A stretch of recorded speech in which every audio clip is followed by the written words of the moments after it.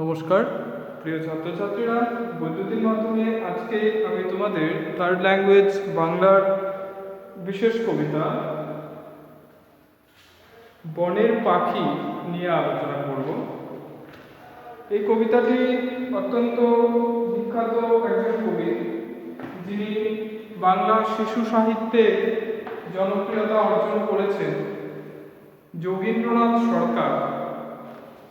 যোগীন্দ্রনাথ সরকার তিনি জন্মগ্রহণ করেছিলেন যশোর জেলায়, তার আদি নিবাস যশোর জেলায়, আর তিনি জন্মগ্রহণ করেছিলেন 24 পরগনা জেলার ন্যাত্রা।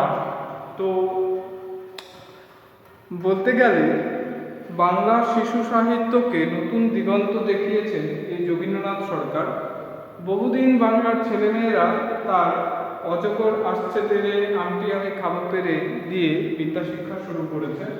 অর্থাৎ কি, যে সেই অ আ ক খর যে বই, সেটাও হচ্ছে কি যোগীন্দ্রনাথ সরকারেরই লেখা। আজগুবি ছড়াছড়িতে তার জুড়ি মেলা ছিল ভার। অর্থাৎ কি, তার সৃজনশীলতা, তার প্রতিভা এতটাই অসামান্য ছিল যে কি যে কোনো দুম করে যে কোনো বিষয় নিয়ে তিনি কবিতা রচনা করতে পারতেন। হাসি রাশি, খুকুমনির ছড়া, হাসি খুশি, এগুলি হচ্ছে তার বিখ্যাত শিশু সাহিত্যের নিদর্শন।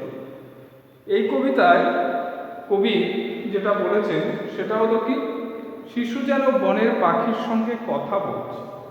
বনের পাখি বনেই সুন্দর থাকে, সেখানে আপন খেয়ালে মনের আনন্দে সে উড়ে বেড়ায়। শিশু তাকে সোনার খাঁচায় রাখার লোভ দেখাচ্ছে, সেখানে থাকবে সোনার বিছানা। পাখিকে পাকা ফল খেতে দেবে শিশু, তার গায়ে হাত বুলিয়ে দেবে। পাখির যাতে কোনো কষ্ট না হয় সেদিকে নজর রাখবে সে। শিশু জানে কাউকে কষ্ট দিতে নেই, তার মাও সেই কথা বলেন, শিশু পাখিকে কোনো রকম কষ্ট দেবে না। অর্থাৎ কি, আমরা আমাদের ছোটবেলাগুলোতে যে ছেলেবেলায় সেই ছোট্ট শৈশব কালের মধ্যে আমরা যে কি যতটা আমাদের জ্ঞান থাকে, যতটা আমাদের বোধ, যতটা আমাদের বুদ্ধি থাকে, ওই বুদ্ধি দিয়ে আমরা বিষয়কে বোঝার, নিজের মতন করে বোঝার একটা চেষ্টা করি। তো শিশু সাহিত্যের একটি জনপ্রিয় কবিতা হলো এই বনের পাখি। তাহলে বনের পাখি হলো কি, বনের পাখি কবিতাটি শিশু সাহিত্যের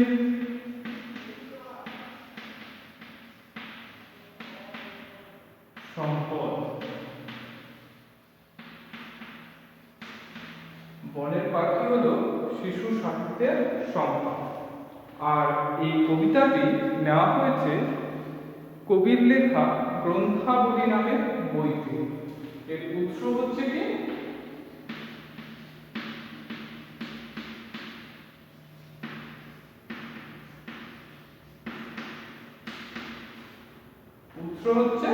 গ্রন্থাবলী।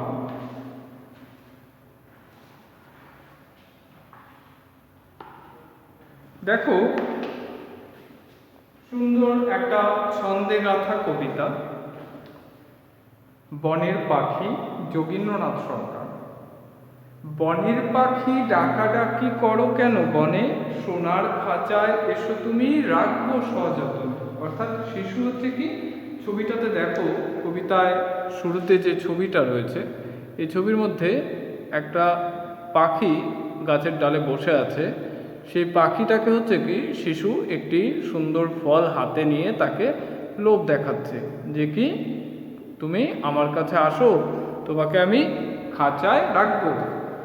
বনের পাখি ডাকাডাকি করো কেন বনে, সোনার খাঁচায় এসো তুমি রাখবো সযত্নে। অর্থাৎ কি, পাখিটাকে শিশু বলছে সোনার খাঁচায় এলে তাকে যত্নে রাখবে। কে? শিশুটা পাখিকে কি বলছে? পাখিকে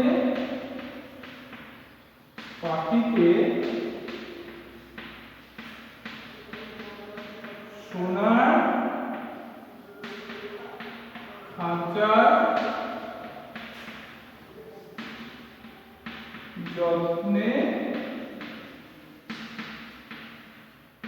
রাখি। পাকা পাকা মিষ্ট ফল তোমায় দেব খেতে, সন্ধ্যা হলে ঘরে তুলে বিছানা দেব পেতে। অর্থাৎ কি, পাখির খাবারের কোনো কষ্ট হবে না। তার মানে কি, সেই শিশু কি বলছে, সেই শিশু বলছে যে পাখির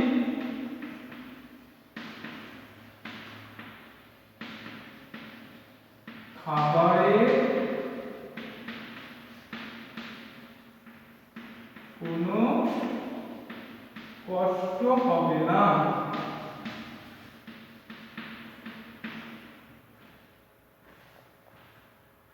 পাখির খাবারের কোনো কষ্ট হবে না। কচি কচি কোমল গায়ে বুলিয়ে দেব হাত, আদর করে সাথে সাথে রাখবো দিন রাত। অর্থাৎ কি, পাখিকে সারাদিন প্রচুর সুখ দেবে কে, পাখিকে আদর করে সারাদিন প্রচুর সুখ দেবে কে, সেই শিশু। মা বলেছে কারো প্রাণে কষ্ট দিতে নাই, বাঁচতে ভালো তোমায় পাখি তাই তো আমি চাই। অর্থাৎ সেই পাখিটাকে সে কি, তার মায়ের সেই শিক্ষা, কারণ আমরা সকলেই জানি আমাদের প্রথম শিক্ষক হচ্ছে আমাদের মা।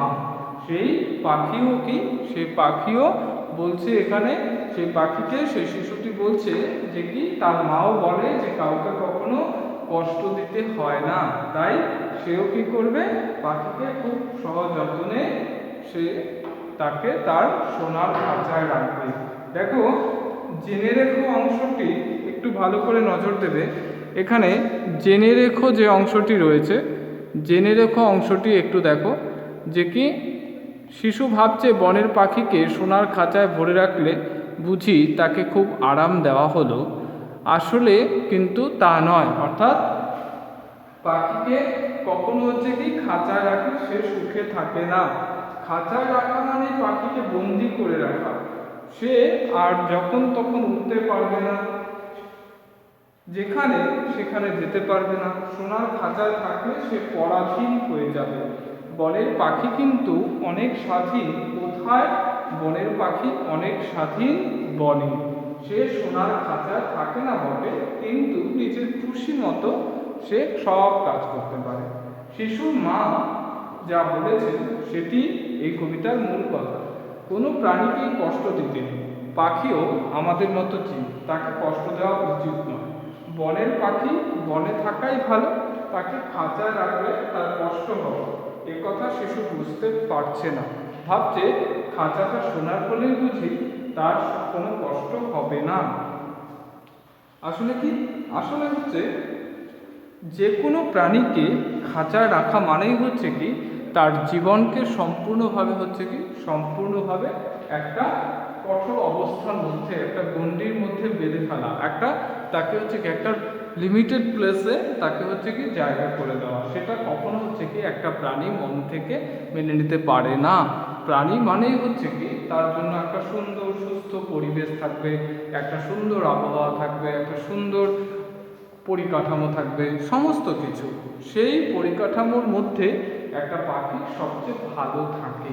তো এই বনের পাখি কবিতার মধ্যে যোগীন্দ্রনাথ সরকার সেই ছোট্ট শিশুটিকে বোঝাতে চাইছেন তার মায়ের মধ্য দিয়ে যে কি, যে কোনো প্রাণী হচ্ছে কি, সেটা পাখির মধ্যে পাখির কথা বলেছেন, কিন্তু যে কোনো আরণ্যক প্রাণী হচ্ছে কি বনেই সে ভালো থাকে। অর্থাৎ তাকে আমরা আমাদের যে বিভিন্ন রকমের হচ্ছে কি অনেক টাকা পয়সা খরচ করে আমরা বিভিন্ন খাঁচা তৈরি করে তাকে যখন আবদ্ধ করে ফেলি, তাকে সেখানে আবদ্ধ করাই হয় মাত্র, কিন্তু কি হয়, এতে পাখিটির জীবনটা সম্পূর্ণভাবে অস্বাভাবিক হয়ে যায়। অর্থাৎ সে নিজের ইচ্ছে মতন, নিজের খুশি মতন চলাফেরা করতে পারে না, সে আবদ্ধ হয়ে যায় একটা সংক্ষিপ্ত পরিসরে। তো সেটা কখনোই হচ্ছে কি, সেটা কখনোই কাম্য নয়। এটাই হচ্ছে কি, এটাই হচ্ছে বনের পাখি কবিতার মূল বিষয়। অর্থাৎ কি, এক কথায় বঙ্কিমচন্দ্র চট্টোপাধ্যায়ের দাদা সঞ্জীবচন্দ্র চট্টোপাধ্যায় একটা বিখ্যাত কথা লিখেছিলেন তার সেই পালামৌ ভ্রমণ বলে একটা বইতে, বন্যেরা বনে সুন্দর, শিশুরা মাতৃকোল। অর্থাৎ কি, বনের পাখি বা যে কোনো আরণ্য প্রাণী, যে কোনো মানে জীবজন্তু যাই হোক না কেন, বন্যেরা বনে সুন্দর, শিশুরা মাতৃকোল।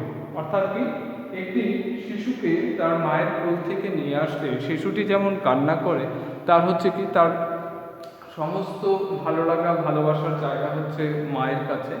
আর সেই পরিবেশ বা সেই অবস্থা থেকে যখন আমরা একটা প্রাণীকে সরিয়ে নিয়ে আসি, তাতে করে কি হয়, তাতে করে প্রাণীটির স্বাভাবিকতা নষ্ট হয়।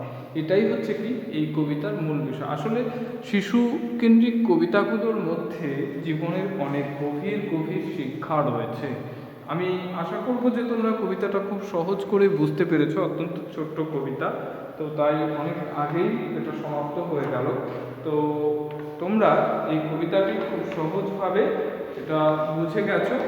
আর বনের পাখি কোথায় থাকে, ঠিক আছে, খাঁচার পাখিকে কোথায় রাখা হয়, তারপর পাখির শরীর কী দিয়ে ঢাকা থাকে, পাখিরা সাধারণত কি খায়, এগুলো হচ্ছে কি, এগুলো হচ্ছে তোমাদের ব্যক্তিগত অভিজ্ঞতা কেন্দ্রিক প্রশ্ন, ঠিক আছে। এগুলো তোমরা নিজেরাই করতে পারবে যে বনের পাখি খাঁচার পাখির মধ্যে কে সুখে থাকে, কেন থাকে, ঠিক আছে। এটা হচ্ছে কি আমি লিখিয়ে দেবো অ্যাসাইনমেন্টে। আর স্বাভাবিকভাবে যেটা করবে সেটা হচ্ছে কি যে অতি সংক্ষিপ্ত প্রশ্নোত্তর এবং হচ্ছে কি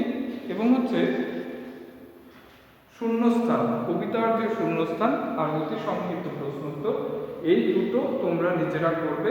আর হচ্ছে কি ঠিক ভুল 4 নম্বর যেটা রয়েছে, অর্থাৎ আমি এখানে মার্ক করে দিচ্ছি, দেখো যে কত নম্বর, যে তোমাদের অতি সংক্ষিপ্ত প্রশ্ন, তারপর হচ্ছে নৈর্ব্যক্তিক ও ব্যাকরণগত প্রশ্নাবলী থেকে শূন্যস্থান পূরণ, আর হচ্ছে কি 4 নম্বরে যে সত্য মিথ্যা মানে টিক ক্রস রয়েছে, সেটা তোমরা নিজেরা করবে। অর্থাৎ এটা কিন্তু তোমাদের, আমি এটা থেকেই বুঝতে পারবো যে কারা কারা ভিডিও রেগুলার সিন করে, ঠিক আছে। আর এখান থেকে দেখো যে আমি টিক দিয়ে দিয়েছি যে নাম্বার 1 মানে অতি সংক্ষিপ্ত প্রশ্নোত্তর যেটা রয়েছে সেটা, তারপর হচ্ছে শূন্যস্থানগুলিতে উপযুক্ত শব্দ বসাও সেটা, আর হচ্ছে কি সঠিক বক্তব্যের পাশে টিক চিহ্ন আর ভুল বক্তব্যের পাশে ক্রস চিহ্ন বসাও। এটা তোমরা নিজেরা করবে, বাকিগুলো আমি নিজে অ্যাসাইনমেন্ট ওয়ার্কে তোমাদের দিয়ে দেব। আজকের আলোচনা আমাদের এখানেই সমাপ্ত হচ্ছে। পরবর্তী ক্লাসে আবার নতুন বিষয় নিয়ে আলোচনা হবে। নমস্কার।